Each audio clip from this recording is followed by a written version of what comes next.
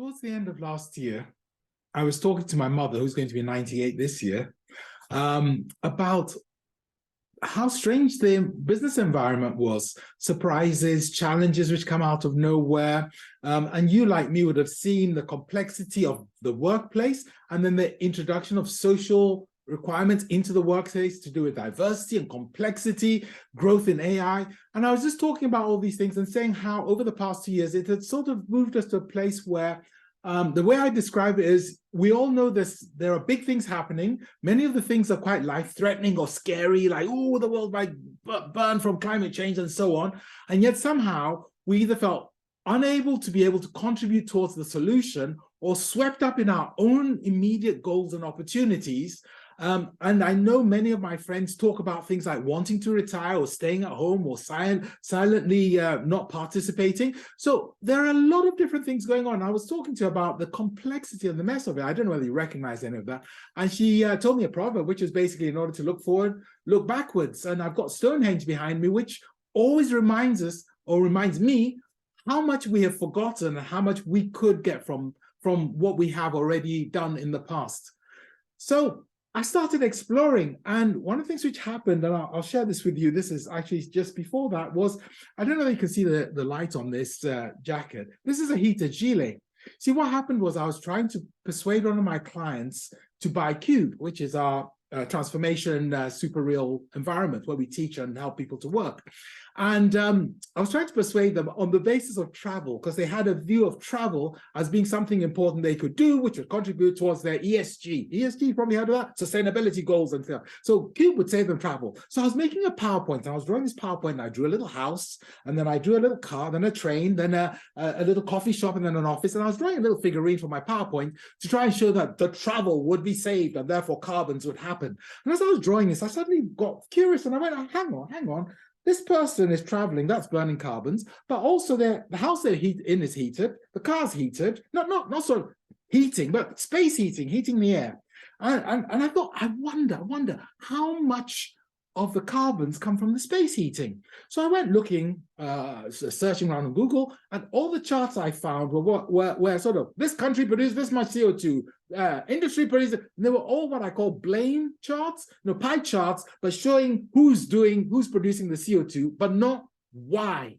So I went a bit more curious. I went, well, why does the CO2 get, I want to know how much space heating creates CO2. So why does this happen? So finally, I found a chart, and about 10 to 15% of the CO2 comes from heating, probably space heating.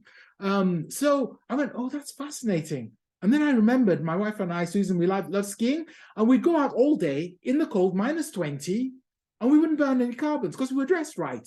So I started thinking to myself, what if a really top designer designed something which was warm and you could wear indoors, so you didn't need space heating? And assume half the world decided to do that, and they all managed to save, I don't know, half their space heating. Well, that's about a quarter. That's about 5% of the carbons from space heating, solved overnight. And wonderful. So I told my client excitedly about this really strange idea I had. And of course, like most strange ideas I have, they went, well, we're just interested in the travel part, okay? So I thought I would buy myself a gilet, because there isn't any top designer. It's got a heating thing, it's got a little battery charge overnight, and I don't need to have any space heating. So this is my little attempt by myself to tackle a big, complex global problem instantly now. And it makes me feel quite positive, because rather than feeling that sort of, oh, there's something wrong, I can't fix it, I better just go on holiday, I've done something concrete just by being curious and following it through, and not being put off by people going, oh, well, if you're thinking about it, ooh, etc. And then actually going and put the effort into trying it, and then changing the way we work in the office. So that was part of my story of starting to explore by looking backwards. You will have some stories of your own, but 2023 opens it up for us to do things differently. One of the things which I think is a great opportunity for us is that people are starting to understand what I've been calling the new world for quite a while. So if I'll share my screen just quickly, just so I can explain what I mean by that. And if you know my work, you'll recognize it straight away. But for quite a while now, I've been talking about one of the headaches we have is if this is now and we roll back, I don't know, 30, 40 years to the past, there are all sorts of funny things like the pace of change quite happily does this exponential. Oh, I missed it. Okay. As does things like the amount of data. That's the things like the complexity of what we're dealing with. So change and all those elements are up here, complexity, etc. But the ability to learn in order to be able to deal with the change is pretty flat. And so for most of us, we've moved to what I call the new world, a world where you start activities, you don't know what the goal is, you'll see the growth of things like agile, a world where you want to use technology, but because you don't understand, you end up buying the technology before you know the strategic goal. So you buy the technology and then you have to fit your organization to your new machine learning instead of fitting the machine learning to help your people and so on and so forth. So this new world is actually quite difficult to cope with because the pace means that you don't necessarily know what you're doing as you go into it. There's a higher level of emotion. It's much easier to get persuaded emotionally, so people can rush down the wrong paths. And if you know anything about persuasion, you'll know that when you're dealing with physical stuff, I'll give you an example. My wife was listening to Melvin brag about the Great Stink in London, where basically people used to think they got ill from the smell. Okay, that was the idea. Okay, in reality, they got ill from the water. Okay, but they thought it was the smell. When you deal with reality, what happens in reality always wins. So they go, it's the smell. We need a pomander. Let's smell something nice so we don't have the horrible smell. Okay, we'll be fine. Then they go home and drink the water and get ill. And then a few people figured out, actually, it looks like it's the water. It's not the smell. So what happens is the herd will happily believe something, but reality always wins. If it's a physical thing, they get ill. So they know they're wrong. But the bigger proportion, if it's not a physical thing, if it's just an idea, there's no way of them knowing they're wrong. And because people like social proof, if they look around and everyone else is saying the same thing, they join in. What the net effect of that is that in this new world here, there are a lot of things people all agree on, which are skewed to be incorrect. It's just a normal phenomenon of this particular complexity. But on top of that, there have been a number of other changes which are making our lives even more interesting. One of them is one of my neighbors was talking about property prices going up and down, and he worries about that stuff.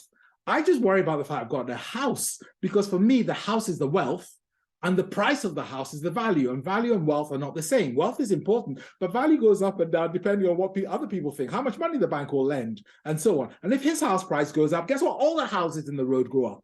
So it's not a real creation of wealth. The houses are still the same. We're maintaining them, great. We're not maintaining them, the wealth is going down because there are holes in the roof. You with me? So that whole headache is a big one. And what's happened in the world over the same period of time is, as we've printed more money and done more quantitative easing, quite happily, the value of things has gone up and outstripped the growth of wealth. And you hear people talk about productivity gains and stuff like that, but that's basically what they're saying. At the same time, as the world has got more global and the internet and so on, people have become a little bit more compassionate. And that's a great thing. Their compassion has risen. They worry about other people, hence the thoughts about diversity and the planet and so on. Good stuff. But as the compassion has risen, the challenge has fallen. So what happens is, if I wanted to help you and you wanted to be the world's best weightlifter, what would happen is, if I had a low level of compassion, I'd let you lift really heavy weights and I'd just say, keep going, well done, etc. And I'd leave you with a challenge. But if my compassion level is high, as you're lifting the weights to build your muscles, I'll help you.